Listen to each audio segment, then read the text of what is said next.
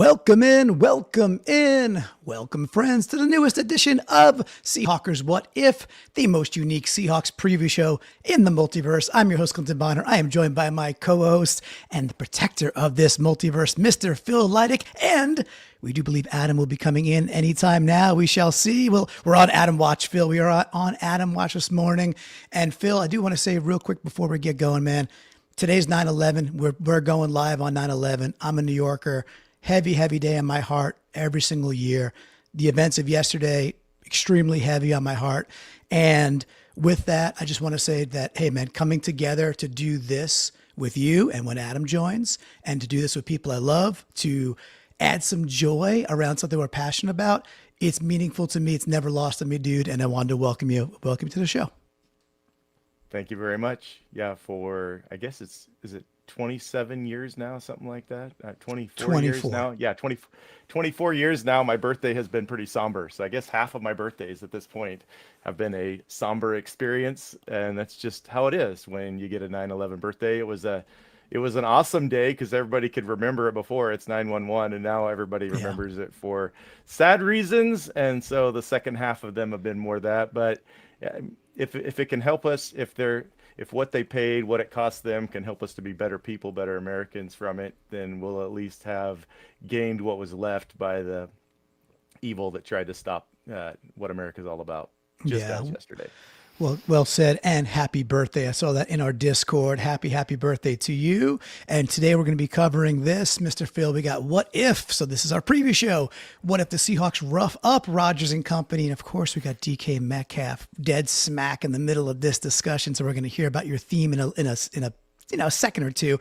I do want to remind folks very quickly, head out to, if you're on YouTube watching us, or you're watching on Twitter, you're watching on Facebook, wherever you may be watching, youtube.com/Seahawkers podcast.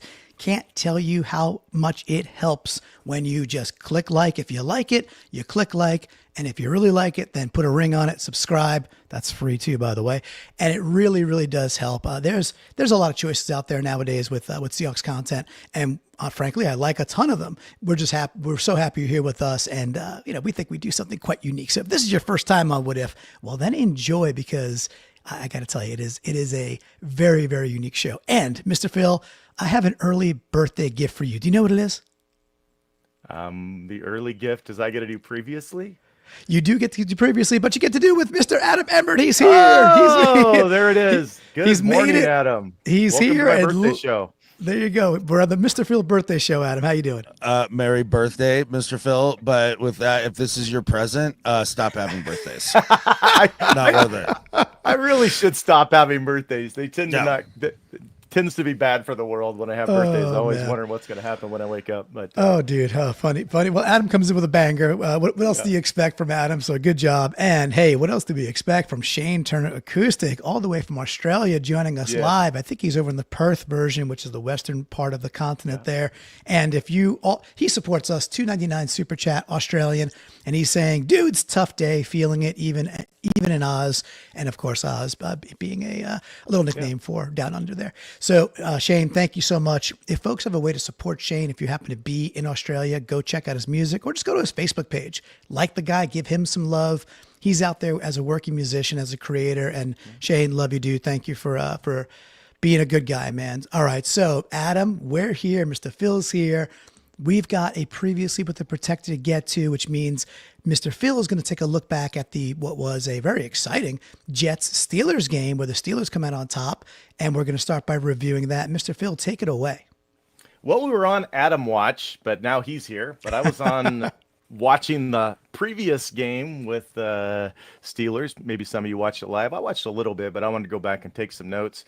I ended up with a lot more notes than what I put down here, but we try to do this quick so we can get into our upcoming. But as I watched the Steelers play the Jets, just off the top, I was much more impressed with Rodgers than I expected to be. I don't know that he's always going to play that well, but that's just a thought. DVOA because there's one game, but I did put down how their defense and offense did. We'll start with the defense. The defense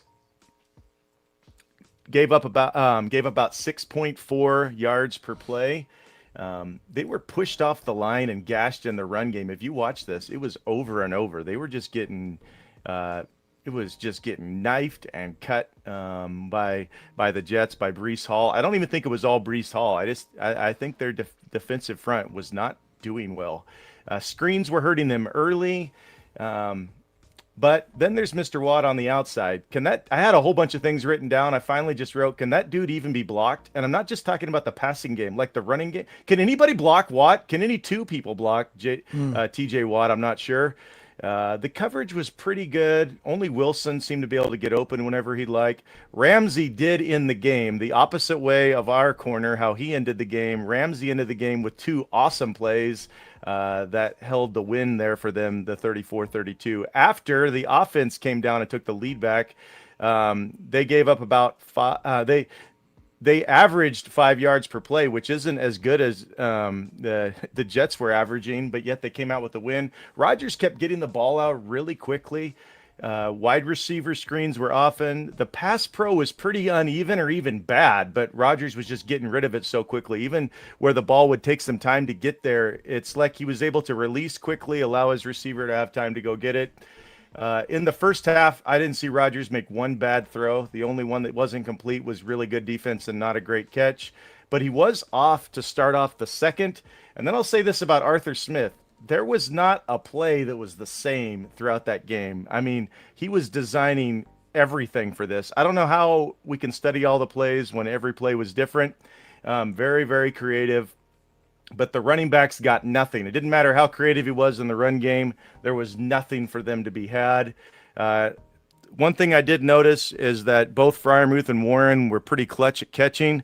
Warren, the running back out of the backfield, all the damage or help that he gave his team was from receiving passes. I think I had something on special teams, but I forgot to include it on here. There's their kick coverage was pretty leaky. The Steeler kick coverage was pretty leaky. Anything else you guys noticed watching Steelers Jets? How about you, Adam? What you got? You're on mute, bud. You're off to a heck of a start, pal.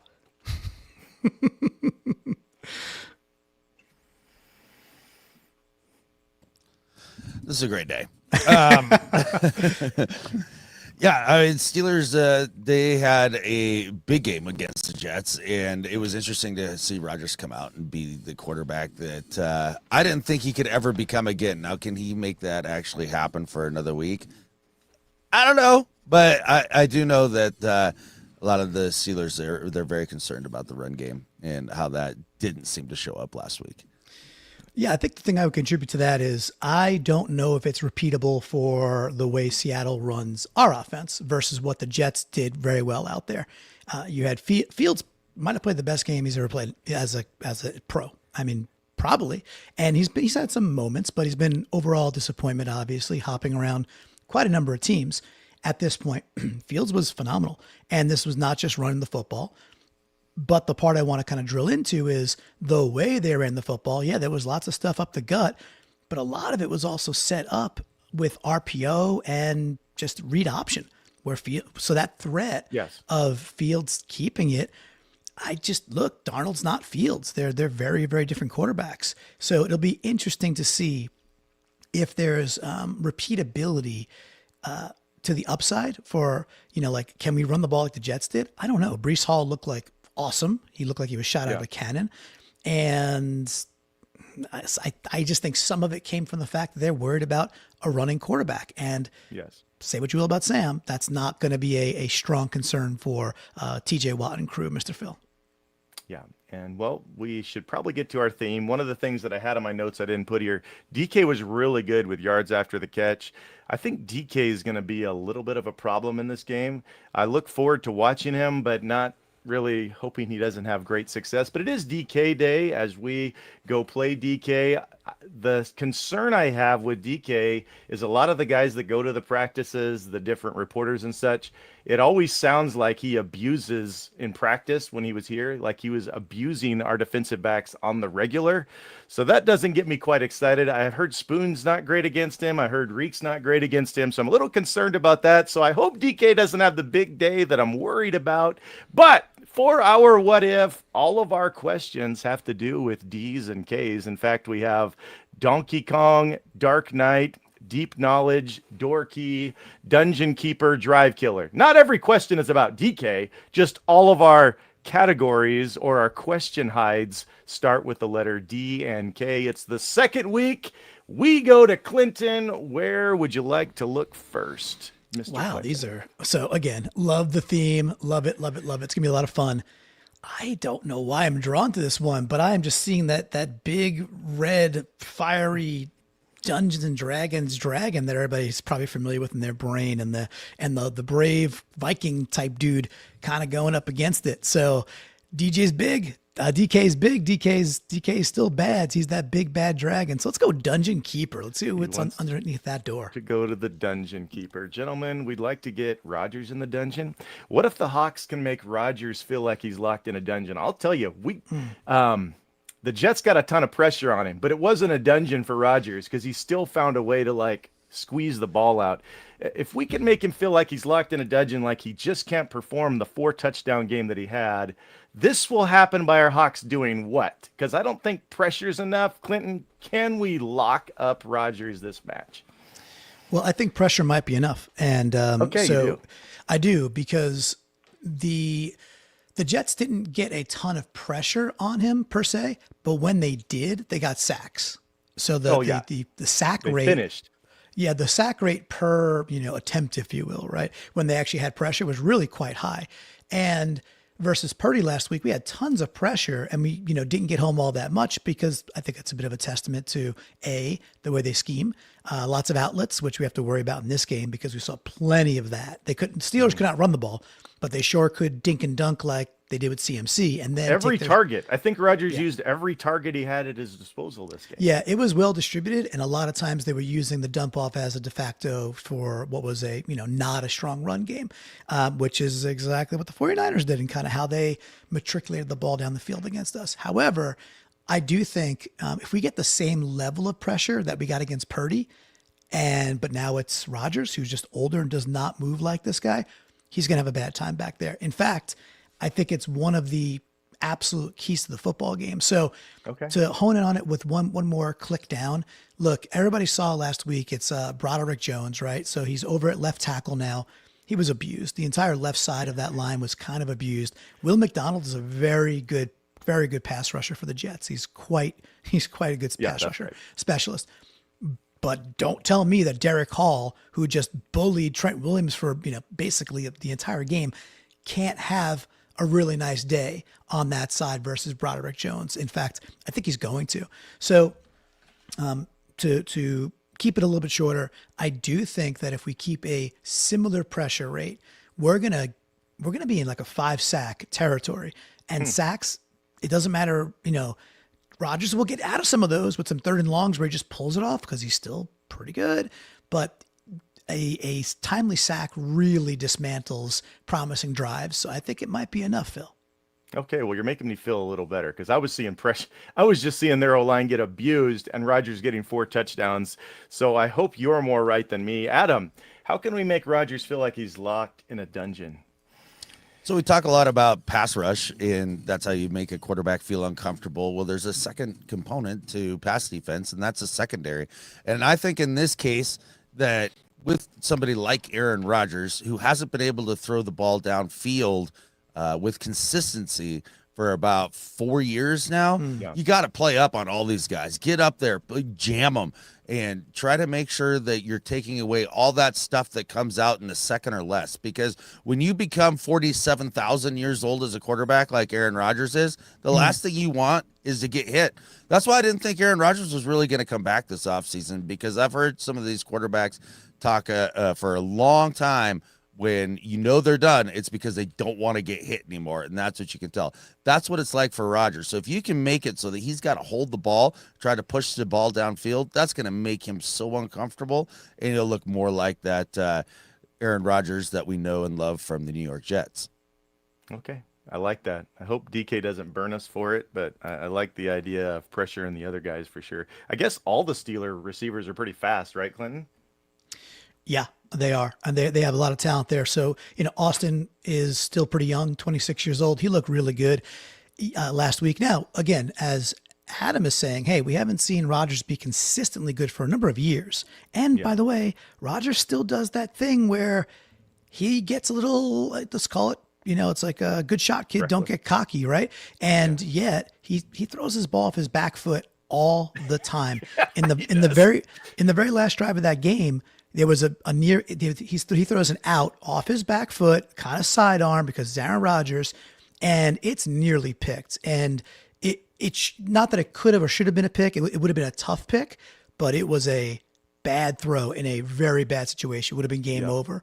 So I love what you're saying there, man. That's like, look, one game does not make it. And similarly, back to Austin, for me, one game does not make it or break to say, okay, now he's a wide receiver too, and it's a legit 1-2 punch with DK and Austin. I don't know about that yet. So let's kind of simmer that down. They got some other weapons that do concern me more against our Constitution, but I bet we'll get to it. Adam, which DK category will we go to second? Oh, it's on like Donkey Kong. Let's go. We got to go right to Donkey Kong. We might as well talk about him. What if we're unable to defend DK well? We're kind of poking at this one a little bit. How can we still pull off the win even if Metcalf has a big game, which I think is kind of likely? Maybe you guys can disagree, but I think it's likely he'll have a big game. How can we still pull off the win if he does, Adam? Well, DK is easily their number one target. I mean, that's no mystery. So he's going to get the targets, and that would probably lead to statistically a big game. But one of the things that we've seen out of DK Metcalf over years and years is that he can be amazing in the green zone between the 20s and rack up the yards. But Clinton, you have been on this since the day is long. DK is not a great red zone target. So right. how do we defend DK well? Let him eat up those yards in the green zone. Okay, that's fine. We'll have to match you guys in terms of time possession and get a few first downs instead of just having the Steelers pile up time of possession if you're giving up a lot to DK in the green zone. But once they get down there, now you got to go ahead and really pay attention to him, or I guess not, since he's not that great of a target. But as long as you keep him from scoring consistently, you're having yourself a good day. And have to admit, when he was with us, a lot of his scores were those long touchdowns, like him breaking free. Rarely were they were at the 5, and then we just found DK. That was just so rare for him. So good thoughts on that. Let them get down there. They're going to kick field goals once they get on our half anywhere. So if they get a bunch of threes, then we got a chance to stay with them. Clinton, is there a way we can still pull off the win, or how is it done if Metcalf has a big game? Yeah. So if Metcalf has a big game, it's still, he doesn't play defense, right? So I'm not trying to be trite about that. It's one side of the ball, and I think in this game, this is going to be a little common, but we're going to have to execute significantly better than we did versus the 49ers. Like, okay, duh. Is that going to be easy? I don't, home opener at Heinz Field, I don't think so. I think that most Seahawks fans just seem to think, oh, we're just going to run the ball better. It's okay. Well, you could have the intent to run the ball better, and you could have the intent to get under center, and TJ Watt could ruin your day real fast. And if it's not Watt, then Highsmith is really capable on the other edge as well. So, to take it away from DK for a second, because I think it's a little bit like he's going to get what he's going to get. You could almost guess his line, right?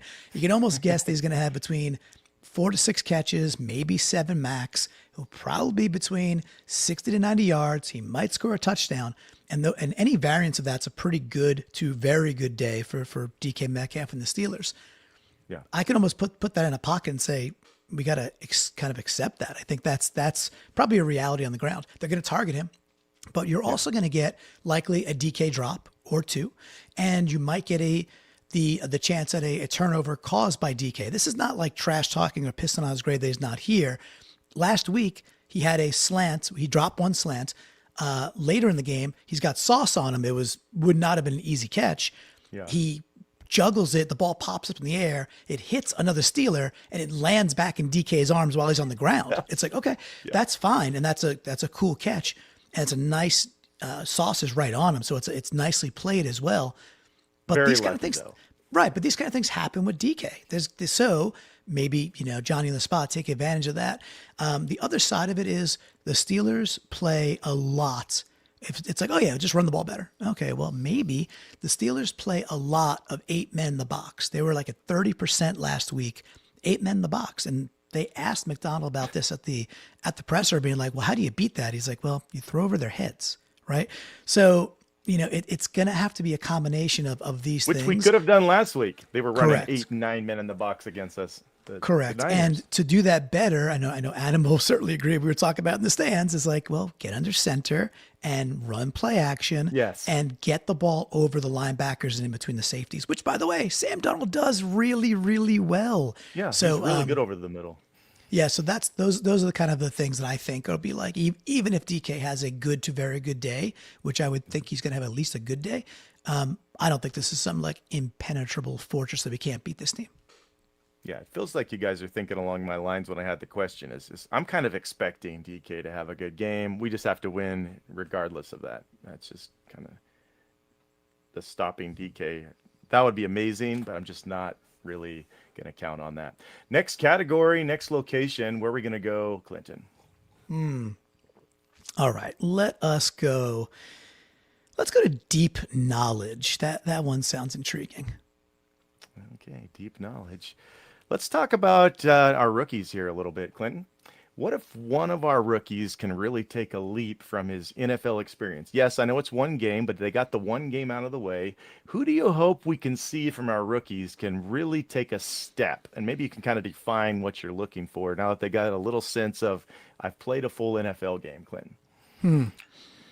Kind of a tough one with Imanwari out, because that would have been a nice area to go to about his ability to play down the box. But there is some on the board, though. There is some on the board. Well, for sure. And take away what are the other weapons that the Steelers do have, which is 2 very capable tight ends, right? With Jonnu and Muth. So, but he's not there. He will likely be on. Well, we'll see. We'll see if he's on IR or not. I can't say likely. So heal up, young man.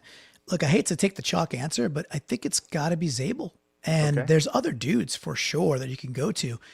Zabel played pretty well. On 3 and 3 out, we flagged an early play where he looked, where he got beat. And then the very next it's him delivering a pancake to Alfred Collins, another rookie, right? Where he's being really athletic and getting out there and pulling. So with Zabel, nothing's ever in isolation, right? Really ever. So with Zabel, it's like, can we run even more wide zone that is to his benefit, that allows him to go do the athletic things that we see really show up when we're in wide zone. Now, the really interesting factor is when Kenneth Walker was toting the rock, we ran more gap scheme. And when Charbonnet was running the rock, we ran more wide zone. It was really inverted in terms of the percentages there, which speaks to me about what the coaches might think about these 2 backs and what better suits them. Okay, well, if I want Zabel to take a leap, and I think it's more when it's wide zone and more out in space because his athleticism's off the charts, then I'm also secretly being like, then we probably need more Charbonnet if that's who these coaches think runs that type of run better. So they go together, Phil. Yeah, and I'm with you because Zabel, I think, is a quick learner, so I'm expecting some steps. When it comes to Kubiak, I haven't figured him out yet. I kind of wonder if because he's another, well, he's not a rookie, but he's new for us. Is he that guy that he does this because of his players, or is he the pitcher that's thinking, okay, what's this guy good at, or what's this guy think I'm going to do? So instead of giving him my best stuff, I'm going to try to make it look like I'm going to give him my best stuff and give him my worst stuff just to trick him. I haven't figured him out yet, but I'm wondering if he was doing a lot of that in the first game, kind of like, well, they know they have MVS over there. They know I'm going to do this, so I'm going to do the exact opposite. I still kind of wonder. I don't want to get sidetracked much here. But Adam, what if one of our rookies can take a leap? It looks like we're mostly left with offense, as I noticed, as Clinton said. But do you have a guy that you're hoping can use this one-game experience and step forward this game? Well, the guy that I wanted to talk about, I knew would still be on the board because it's somebody that Clinton is not exactly high on. Hasn't been since the draft. So I'm going with Arroyo here, and this is not really because of him specifically, but it's more about the fact that throughout the game, we're trying to find some explosive plays in the passing game, and it really wasn't coming from anybody not named JSN. The passing game, we just want explosive plays from anybody besides JSN, right? Yeah. Okay, fair. But with that said, the whole entire game, I was just thinking, I heard all about these tight ends. I heard all about Kubiak and his love affair with tight ends. I love tight ends. Like, why are we not utilizing the tight end position more? We need to get them involved. And if it's not going to be Barner, and obviously it's not when it comes to answering this question because he's not a rookie and he's not on the list, I'm going to go with the next best tight end I can, the guy who's supposedly got great pass-catching chops in Elijah Arroyo. A big game from him would go a long way. Yes, and I wanted someone to say Horton too, because I was he in the game? Well, I'm going to. I'm just saving him. Yeah, there it is. I had it queued up there, Phil. I thought for sure. I was kind of leaving it there for Adam, like, oh, he's going to want to talk about Horton, and that's we can save it. But Kupp didn't exactly show out, and Adam's been talking about Horton as being our real number 2. So interesting to see if that starts to develop in game 2 already. Yeah, so I think you guys are both right. It's going to be up to Kubiak to let these guys step forward. But I got a feeling that Clinton's going to be right. I think Zabel's just going to keep improving throughout the year. Every single snap is an experience, an opportunity for him to grow, and he seems to be taking it. We go now to Adam, I believe. He gets one of 3 choices. Where do we want to go? Oh, man. Well, for my love of Heath Ledger's Joker, in honor of him, let's go with Dark Knight. Okay, there's only one person that I can think of as the Dark Knight, and to me, it's TJ Watt. I watched that game. The guy was the best player out there every time he's out there. I think that's always true when TJ Watt's out there, but what if we discuss their superhero on defense? How should we best minimize the vigilante destruction of TJ Watt? Because the Jets seem to do a good job. Do we follow their path, or do you have another idea of how this team can handle Mr. Watt, Adam?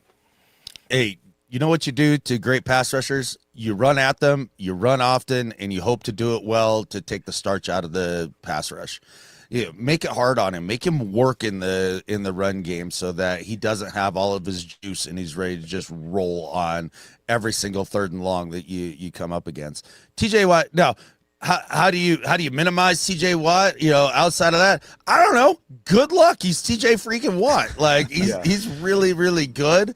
But that would be the thing that I would think that Kubiak would go for is, go right at him, make him work hard in that run game defense, and hope to take a little starch out of his pass rush. All right. The guy that we forever should have drafted, Clinton, obvious guy on the board, and we traded out of it. Now we have to deal with him. At least it's only rarely, but he's a superhero for them. How do we minimize the destruction that Mr. Watt is sure to cause this Sunday? I'll give an answer in a second. I want to give a quick update, just getting this from one of our sports apps. Brock Purdy expected to miss 2 to 5 weeks with a turf toe. So he's definitely out for at least the time being. Go Saints. Yeah, go Mac attack. Go Saints and go Spencer Rattler. Go steal one. Okay.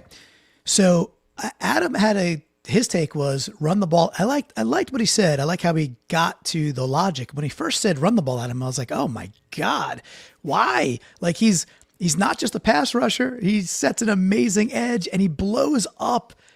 Phil, I watched the game too, right? And it's like he's in the backfield in running plays. He's chasing them down from the back all the time, even if it's the other direction. And if you try to run to his side, I don't know. Good luck. And I don't know, Jim. Right? And I feel really let's call it some empathy for Abe Lucas, who's got to battle Bosa and then head over to TJ Watt. That's not an easy start. So if it's a simply numbers thing, then your 12 and 13 personnel or your fullback, and 12 personnel or tight end and fullback to that side, and you just play a numbers game and you try. You can't do the Richard Sherman, Darrelle Revis thing where like we're not throwing to that side of the field, we're not run. You have to keep some balance, otherwise, they're gonna react and it'll turn the other way. With that, I would still say the majority of the time, run away from him. Don't run to that side. Run towards Highsmith. And it's just Highsmith's a nice player. And he's nowhere on the level of TJ Watt because TJ Watt's going to be the best. Good run defender. He's okay. He's okay. He had one bad day. I think Highsmith. I think again we get hyperbolic with a sample size where we just went back and watched the game. Highsmith's a quality NFL player. TJ Watt is a first ballot Hall of Famer, right? So and he's really good against the run too. I would just say the majority of the time, go to your side, which should be in better shape anyway, right? With Cross and Zabel, and then pull Bradford in occasion, or move Oots that way more, and just try a little bit more that way. Because again, it's one of those things where you're going to mitigate him to some extent. Steelers fans listen to some Locked On Steelers this week, and they're like, oh, TJ had like an okay game because he didn't get a sack, and like he was, fairly disruptive. I put the tape on, and I'm like, oh my God, this guy's everywhere, right? So I don't know. He's chasing down every play to the left from the backside. He's sick. Run away from him, and then, but you got to stay honest. You got to stay honest a little bit, and when you do, bring more hats that way, because what else are you gonna do? Yeah, and don't try to hold on to the ball because he will chase you down if you're trying in the pass game. I did notice, I had this originally in my notes. Their linebackers did not look good to me on the run game. They were late. Like over and over, you see, oh, there's Queen. He's jogging up behind the play again. Just I don't know what their side is seeing from their linebackers, but in the run game, they looked bad. So maybe Oots can focus more on helping to block against some of their edge players. I think so. Okay. Let's keep it rolling. We have 2 choices left. The Dark Knight is gone.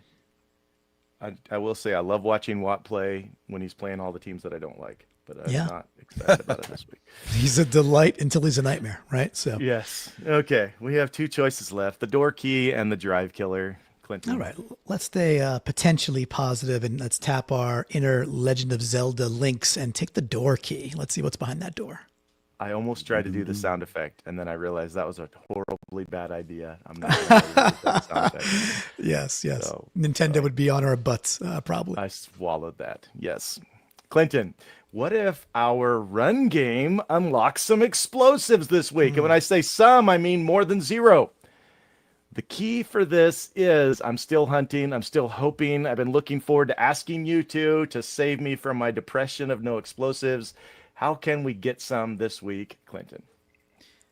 I think it goes. So again, if they have 8 dudes in the box, you've got to find ways, and there's only a couple, to loosen that up.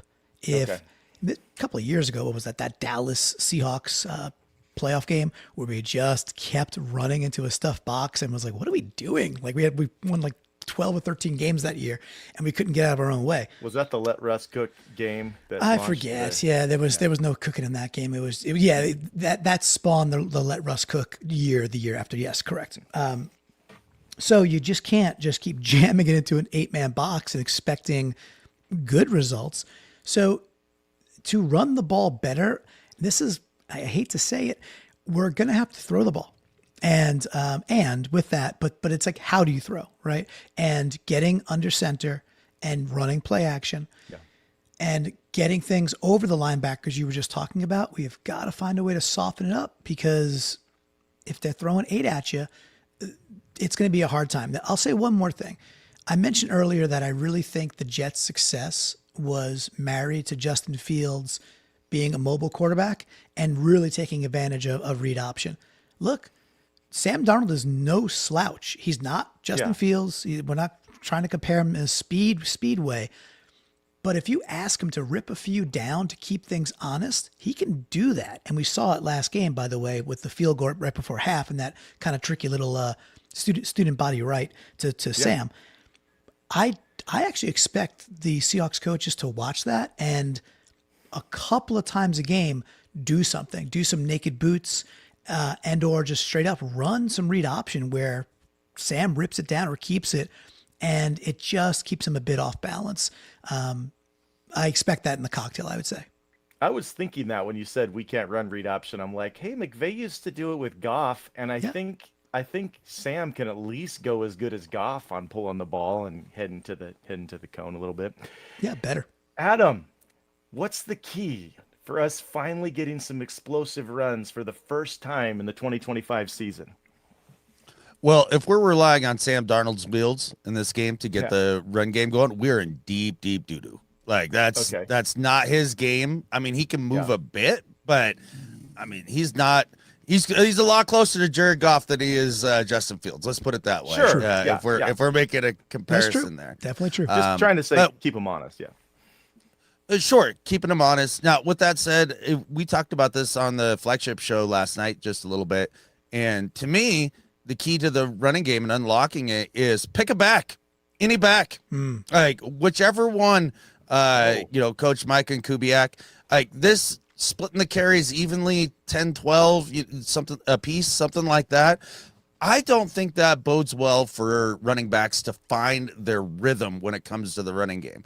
You hear backs talk all the time about how they need enough touches and enough consistency to get going, to be able to feel the flow of the defense, to see the holes open. And I think if you just choose one of the guys to be the guy that night, I think they're going to have a much easier time getting rolling. And then at that point, maybe you can get an explosive or two. Now, between the two, obviously K9's the more explosive back, but we saw a couple games last year. I want to say maybe like the Chicago game. Was it Chicago? Whichever game it was that Sharps looked really good. He had some explosive, quote unquote, runs. They were long runs. And I think just steady diet for one of these two dudes, and they're going to be able to find their groove a lot better. I like that, Adam. And not just for the runner, but what about all the other blockers? I mean, the runner's not the only one doing the run game. You're used to Sharp cutting one way and used to K9 doing something else. It's tough for these young guys to really get a rhythm on their blocking. You got a rookie fullback. You got a rookie guard. You got guys that are just getting used to playing with each other. And then you bring in another running back and he does it all different. Don't you think that factors into it as well, Adam? I definitely do. And that's why it takes so much time to establish a running game in training camp in terms of, the practice and the rhythm and all the reps. And then that's why they call it establishing the run game during the game, is because it's not like you just turn on the run game. Like, you got to work at it. You got to start sprinkling it in, and you got to be consistent with it to find that rhythm and really get going. Well, I guess for the Jets, they just destroyed the Steelers up the middle right off the bat, and so the run game was established on play one. I would like that too, but sure, yeah. I changed my entire answer to that. just knife them and gouge them right off the bat. We have one left. You guys waited for the killer for the end, so we'll get right. And did you have anything else to add on that, Clinton, or ready for this final category? I just put a comment in the thread when Adam was talking about what he was talking about. I just put, well said, dude. Like, I think I tend not to think about it's the modern NFL. They're going to split. Maybe there's something intriguing of doing what McVay does, which is like, he talks about splitting every year. And then this year he just hands the ball to Kyron Williams and the other guy gets like 2. And he's like, that's our guy. And he's better than the other guy. Or it's more consistent. Maybe there's something to be said for that. So well said, Adam. Good. Well, thanks, man. You got it. Adam, what if we discuss the most likely ways for drives to be killed on either side of the ball? I'm glad this question was weighted because we really didn't get here. How can drives in for both offenses most likely, you would say, in this particular game? Wow, that's a really good question. So in terms of the Seahawks, what would kill drives quicker than about anything? I would say I'm going to go with drops. Like we saw Cooper Kupp kill the Seahawks on a very critical drive in the third quarter with a drop. Yep. And you're not going to have a ton of targets in this offense as a whole because they're going to be focused on running the football. So when you get those ops, you got to have them, right? Yeah. Like, so no more drops. Even if it's just 1 or 2, those could be big time drive killers. For the Steelers, it would be if the Seahawks are getting early pressure up the middle on Aaron Rodgers. Like, he can't move, he doesn't deal with it well, and he doesn't want to get hit. And that would be instant drive killer for them, series in, series out. So he gave two Seahawks at fault answers. One would be our receivers or our pass catchers dropping. The other would be our Seahawks causing great pressure against them. I guess that's a little Steeler fault by them failing to block us. Clinton, what's the most likely way drives will die for both offenses? Yeah, so I think in game one for our Seahawks, what I saw that jumped off the page, which was different and I think more correctable, which is a positive, is that I thought we really struggled on second down. Because first downs, you're right. we were like, it's 2nd and 5, it's 2nd and 4, it's 2nd and 6. Cool. Those are fine. And whether that was a dump off or routinely it was a run, people got on like, oh, we ran the ball so poorly. And I watch it back. And Adam, I heard you talk about this in the flagship. It was like, I know the numbers are not great, but I feel like the running game did a job. It was okay. On first down, they were yeah, good. on first down specifically. On second down, I felt like we really shot ourselves in the foot in many, many ways. Now, I'm not advocating for run, pass, always, right? But every now and again, if you get to 2nd and 6, especially if you're around midfield, which, by the way, you're almost always at midfield in the 2025 NFL. You start at the 35 most often, or right around there. Oh, yeah. You get one first down, you're at midfield. I do not mind more run, pass in that situation to get yourself to like 3rd and 2, 3rd and 1. So I would look for Seattle not breaking down on second down. And I think a lot of it was, this is where Cubes got cute. And it was like, why? Why are we trying to get cute on second down? Let's just keep executing. So that's an area where that's a more of a self-inflicted, right? Like an unforced error type thing. I think that could be corrected with just scripting. And I really believe McDonald will be on Kubiak's butt about like, no, let's be, even if it's a bit more quote unquote conservative, let's be that. So we don't put ourselves in 3rd and longs for no reason, because we don't need to. On the other side of the ball, Rodgers to me is still the kind of quarterback that it doesn't really matter if it's 3rd and 8. Of course they want to be in 3rd and 2, but Rodgers 3rd and 8, 3rd and 11, 3rd and 12, he's still effective. So to me, it's simply like getting home. It is got to be get off the field with sacks. I talked about it earlier. It has to be. To me, the Seahawks team needs like a 4-sack minimum, and it's gettable versus the Steelers between Rodgers' legs, age, slow developing plays. It was very more Arthur Smith looking, and like our ability to rush the pass. I think those things like, okay, 4 sacks plus, and we're in a good spot. And having some of those be a timely one where it gets him off the field, gotta have that. Absolutely must have. So those are my 2. Yeah, it'll be interesting. If they do the same thing where there's no 2 plays are the same in the game, you get away from trying to guess what they're doing and more just you get out and dominate on defense and do the right thing and force them to make an error if they're trying to do all this creativity constantly. I was trying to think of how McDonald's going to strategize when he watched that game there was never a repeat play in the game, but the 4 sack, I love that idea. At least. We got the 100% from Amy. So always cool when Amy Holmes gives you the emphatic thumbs up all the way to 100. So thanks, Amy. I also loved your second down thing. If we can improve, that gave me a little bit of hope when I was listening to 3 and 3 out, because I was pretty down on the offense. Like, what is our problem? But yeah. Yeah, but and Adam, love to have you chime in here too. But to me, it's like you earn the right when you get to 2nd 5, 2nd 6, 2nd and 4. You earn the right to do things, and I just felt like we didn't do them in game 1, Adam. I don't know if I don't think that to be difficult things either to still be successful to either get a first down or put you in a really good situation for a 3rd and short. What do you think, man? Yeah, I felt like you are nailing this on the head in terms of, when you're in 2nd and 4, 2nd and 5, like you have the ability to call anything on the play sheet. Like right. that's the down and distance that you want to be in. And I guess I was just stunned at how little we attacked that intermediate depth of target. Yes.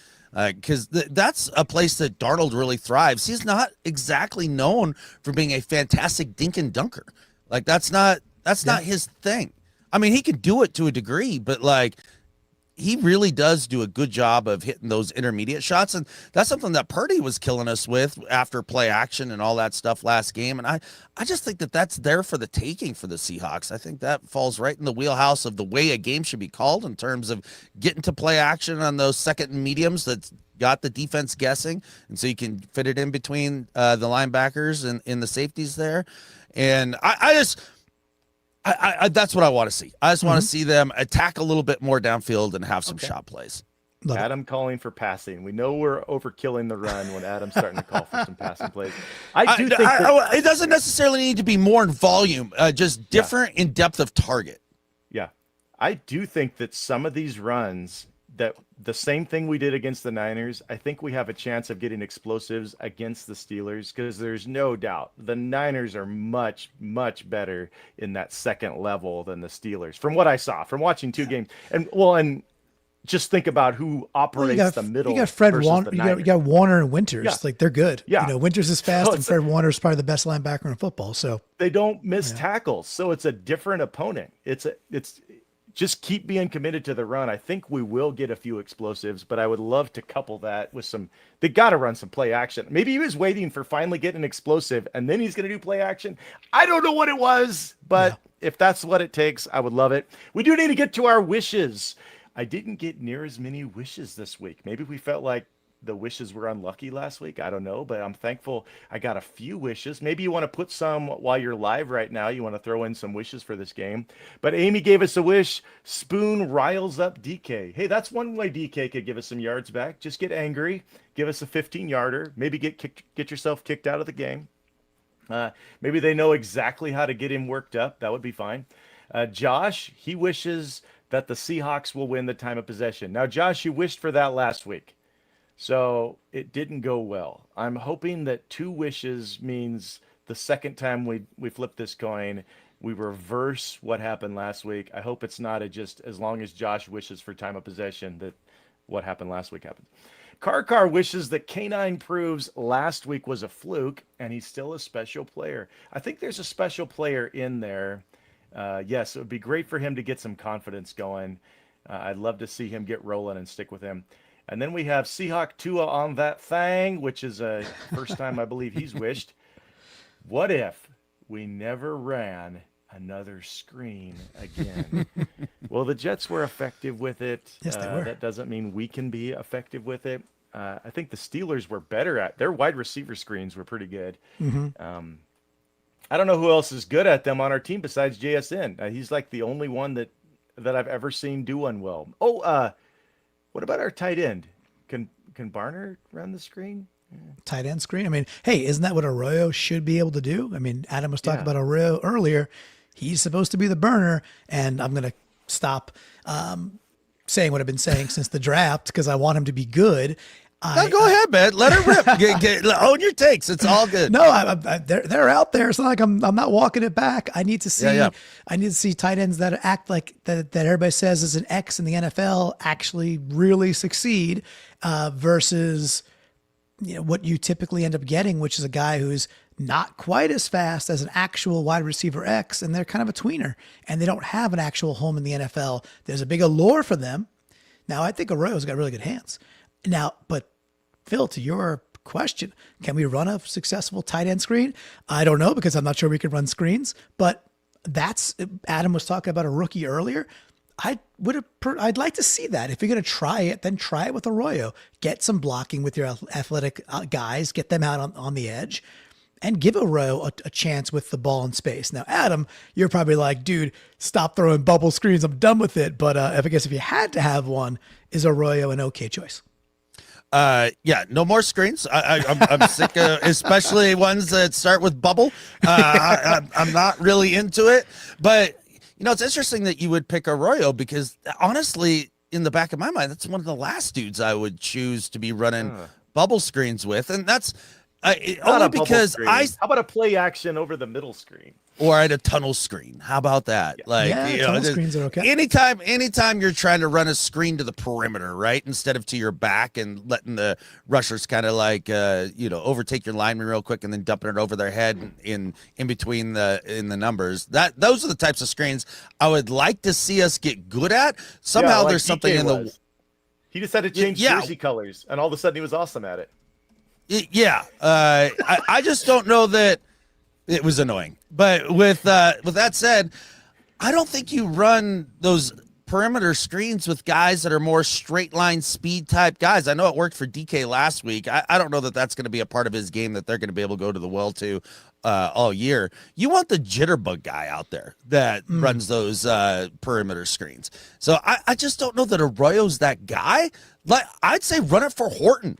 Like, that's your explosive guy that's got some cut ability, got great hands, and he's got great vision. That's the guy I'd like to see. I'm in. Did anybody see Tyler get one last week? Because he changed jerseys, and I always thought he should have been awesome at it, but every time he did it, it's like, oh, he's going down. Yeah, no, I think he was in Seattle too long. I think he had one. I mean, I'm not going to rag on Tyler, but I think he had one target for like -3 or something. There's one target last week, so he didn't do. And again, Cam Ward, who knows what's going on, but I think he had one target last week, so he was not a major part of the Titans game plan. We do have a live wish on screen though, Mr. Field. Do you see it? I see the live wish. Maximus Reldas. I yeah. wish Tariq Reborn has a perfect game. That would be pretty awesome. Would be let's hope. Get rid of. I don't know if Mike's going to let him play or not. Maybe Mike's scaring him to see how he's going to react. I think an interesting topic to talk about real quick. And Maximus, thank you. It's a really cool wish. But I mean, Adam? What do you think? Do you think Tariq it's week 1, but we've kind of seen this before, right? With big plays at the wrong time, giving up big plays at the wrong time. Do you think Mike? He said what he said at the press conference. They asked him straight up, "Is he starting?" He went, "We'll see." What do you think Mike's going to do? I know it's only Thursday now, but what do you think? What do you think he might do? It's hard to say. It just all depends on just how fed up Mike is with some of the soft play and passive play that comes out of Rick Woolen. And maybe he just needs to go back to Tariq. Maybe that would change everything for him. I don't know. But this would be my guess. Football player. Tariq was Yeah. But my guess would be is that he doesn't start him and he's out for like the first series or maybe the first 3 plays, just enough to get Reek's attention and be like, hey man, you need to button this up and get after it and get on the same page with the rest of your other 10 defenders here, or I'm going to find a guy who's going to play with some aggression and you'll be riding the pine, bud. It's an interesting topic for sure. And, Tariq or Reek talked about that he's got to go to the ball more, right? So like they asked him about that this week and he's like, I need to be more aggressive and go basically be more of a ball hawk or just go knock it down and not be, less great term you're using there, Adam, passive, right? Can't have that mentality when you're coupled with. You're not a punt returner out there, bruh. Oh, you're not a punt returner, and there's no fair catches. The way he's looking at the ball, like, oh, it's going to land gracefully in my hands. No, it's not. Right. There's other guys that want that ball. He's high pointing it that way, right? So he's got to have more of a round of rebound mentality, like Bill Laimbeer, get under the freaking hoop, or Dennis Rodman, and go get it. You're the taller dude. You're definitely the better athlete. So go get the ball. But really cool topic. We did have one more from Raf Guy too before we get to our wishes.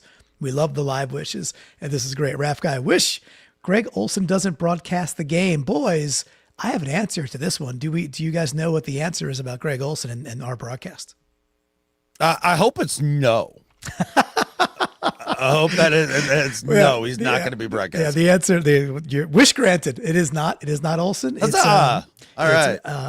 Amin, I think, right, and Eamon, and the Sanchez, Mark Sanchez, which I think Sanchez. Okay, they're good. I like that team. I think they're really good. I think they're probably. I don't know. I think they're one of the tops in the league. I really actually do enjoy Sanchez as the color guy. So excited for that. So, Raf Guy, wish granted. No Olsen. So we're happy about that. How about we do y'all's wishes? And I could tell you what your wishes were last week. Clinton was close. Sure. He wished for a Love pick. Love was awesome. And so Love had a phenomenal day. Almost a pick, right? I mean, like between the sack and a blocked field goal and just being awesome, it kind of feels like a pick to me. And then Clinton, and then Adam was basically the opposite. Like, I think this week, Adam, I think you should wish for DK to have 200 yards and 4 touchdowns, because you wished for K9 to be decisive and effective, is what your wish was for last week. And both of those, he was decisive. He was decisive. Yes, yes. Maybe. It's so interesting how when a guy gets a narrative attached to his name in this league, how difficult it is for people to shake it. Watch the tape. K9 was not jitterbugging around for the majority of that game at all. That's true. And you got to allow a guy with that sort of skill set to have some creativity. Like, there's got to be at least 2 or 3 runs where he gives it a go to try to juke somebody out of their shoes, maybe bounce it to the outside. Like, you don't want to kill that. I am over it. I am over the narrative of K9 is not decisive and can't make a cut and put 1 foot in the ground, because it's decidedly false. Love it. I love it. Okay, real good. quick before we get to our wishes, I do want decisive instead. I felt like he was waiting and he was trying to be patient and he couldn't figure out who he was. I just felt like K9 forgot who he was a little bit in this game, maybe it's because of all the narrative that he needs to find the right hole and stuff. I'm not sure. Maybe I wasn't seeing it right, and a lot of it was the blocking. Guys, I think you hit on it, man. I think that's it, Phil. Is like the blocking. Look, it gets old to keep saying the blocking's better for Charbonnet. I was there. I watched it. We had like this really cool, like all 22 Madden view of it. And sometimes K9 got the ball and there's a guy in his lap. And I think it goes back to what I had said earlier, is like they ran a different scheme of running with K9, which with the makeup of this line, I don't know. It's like, it doesn't seem to be it's not what Kubiak said he wants to come and do. But it's almost like maybe they feel forced to run a style that is more, they think is more complementary to K9. But Adam, to your point, wouldn't it be cool to see K9 out on the edge where he actually has a couple of 1-cut options and be like, then judge to see if he could be as good or better than Charbonnet? That'd be nice.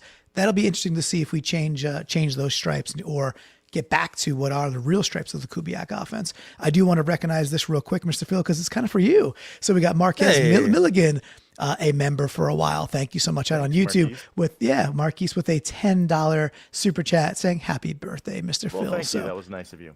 I agree very much so. I think he also leads us into Clinton's wish, since we need to get going. You have to get to work probably, Clinton. So yeah, it's okay. Today's not an hour. I have no block today where I have a meeting right behind this. However, I do have a job and stuff, so it's all good. But this is what I want to do, and it's more fun. Sorry, clients, you're probably not watching.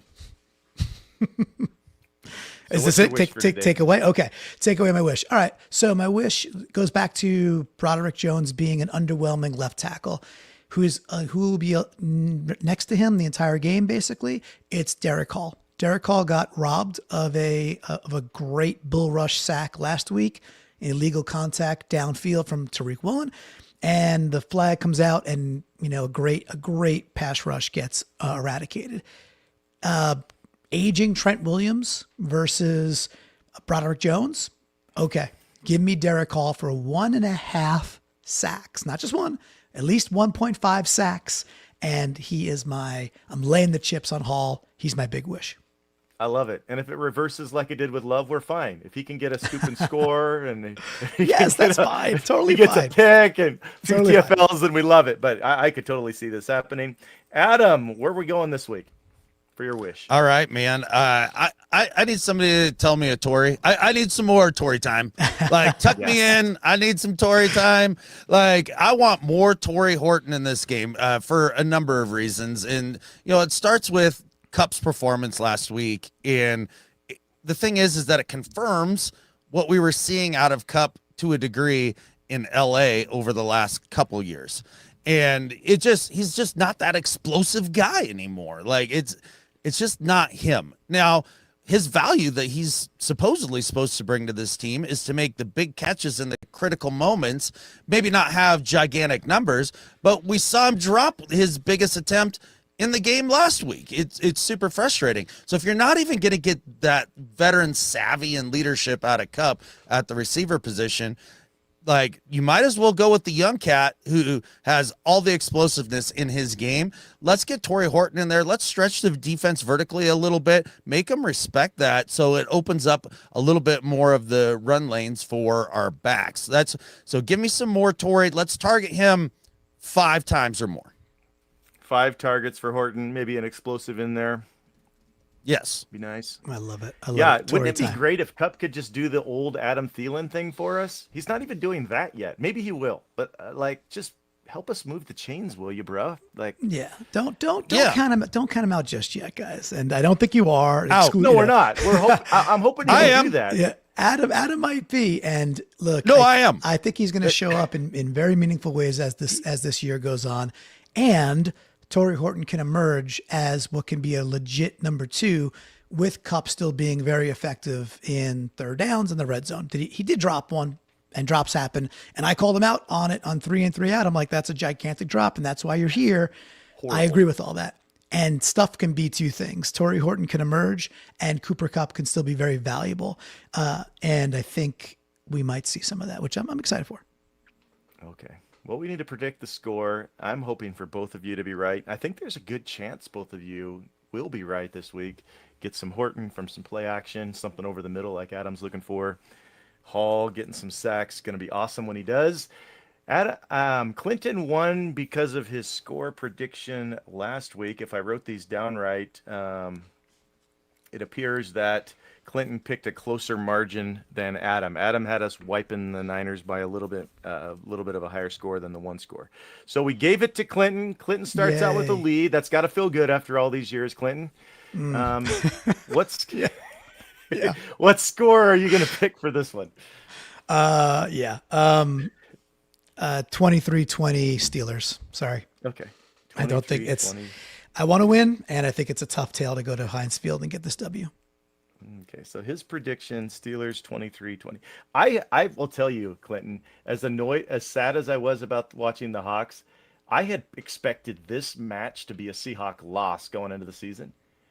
But I actually am more down on the Steelers after watching them, even though they won, that I'm down on the Seahawks watching us lose. And it's mostly just because of their defensive performance. Now, maybe that's a one-off, and maybe their home crowd will inspire them. But I did get some hope after watching the game. Adam, what's your prediction for this one? I'm going to go 21-17 Hawks. And okay. I know that Heinz Field is a house of horrors for Seattle. It has been for a while now. But this is a new regime. It's a new time. Like, Mike McDonald's going to put his stamp on this for a change, and maybe we can come out of Heinz Field with a dub for a change. But at this point in time, as I'm looking at this game, to me, I use the word slobberknocker in our preview. Not once. With really, really flawed. And because I do think that it's going to fit the spirit of this football game. It's going to be hard hitting.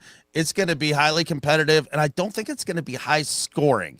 And I think when I'm looking at the Steelers' run game from last week and what the Seahawks did on the ground last week, I think the Seahawks had more success, and it's something that they can build on. Whereas I haven't seen an Aaron Rodgers team be a good running football team for a while, even if your coordinator is Arthur Smith, right? Like, just Aaron Rodgers into the mix seems to deflate that. And if it's going to be a slobber knocker kind of game, you need to be able to run the rock. And so I think the Seahawks will do it better than the Steelers and come out on top 21-17. I think that's right. I think we will run better. And Mike is a great road coach. We already know that. We have a whole season, large sample size. He's awesome on the road. So that we got that going for us. We have some things going for us. We do. The Jets showed us hope with the knifing up the middle. Did we get anything else in the comments? Any other score predictions? Any other wishes, Clinton? Yeah, not well. There is a wish. It's another birthday wish from Rap Guy. Happy birthday, fulfilled. 1999. That's super kind. Super, super kind. So it is. These things help us get out, not just, hey, we get to go party and go out to games. We get to go to games and do analysis and get to go do the draft show. And Adam and Brandon get to go down to Shrine Bowl. So it really pretty much every single penny goes back into making sure we could give some more coverage. So that's really, really cool. And Phil, man, happy birthday to you, dude. Yeah. So real quick with Adam saying Schlabberknocker twice now, and me making it a third time. Is that a German word? It sounds like a German I think word. it feels very German, if not, right? So Well, it's got a little German. It's got a little Norwegian in there too, where you just kind of, you're making up terms to a degree. So yeah, it's a Schlabberknocker. Is that a Norwegian thing just to make up terms? Is that? Oh yeah, we got skish, it's, the Scotian attention, like oofta and all sorts of stuff. Oofta, yeah. So one last thing. I never thought of that, but you're right. Yeah. I know. I love that. I love doing these live because it's fun to record them. We can't always do What If Live. Just schedules don't always permit it. But when we get to do it live, I just love the interaction. So we got William Asumcow, I would say. We were 7-1 on the road last year, 27-17 Hawks. William, thank you I liked Adam's prediction better than my own. I don't like calling for losses. In fact, I hate it. But great point, dude. Great point and Phil, you were saying Mike had them ready all last year. So my only question as we wrap is, Phil, I know you're an early bird. You won't have a hard time getting ready for a 10 a.m. start on the West Coast. Adam, you're not exactly an early bird. Will you be ready for what is an 11 o'clock AST, which people need to know is Adam Standard Time, an 11 a.m. start for our Seahawks this Sunday? I tell you what, if I were elected president tomorrow, the third thing I would do is I would mandate that nothing in this world needs to start before 10 a.m. What are we doing, overachievers? Just relax. I give them the Aaron Rodgers. Just start at 10. We'll all get the same amount done, and everybody will be happy. I bet you the Hawks are going to be more ready than I am, but by 11, I've usually got at least one carafe of French press in my belly, and I'm feeling a little better, so I'm going to be ready. Good choice. French press, Norwegian, German. We have all those things. We have people from Oz, from the land of Oz, in the chat. What a great morning. What a great way to start a Thursday. Looking forward to the game on Sunday. I'm hoping that we win. There's definitely ways we can win. There's going to be a lot of crazy plays. Hope the crazy plays go our direction. With all that, gentlemen, what if we say... Go Hawks. Go Hawks. Go Hawks. Happy birthday, Mr. Phil.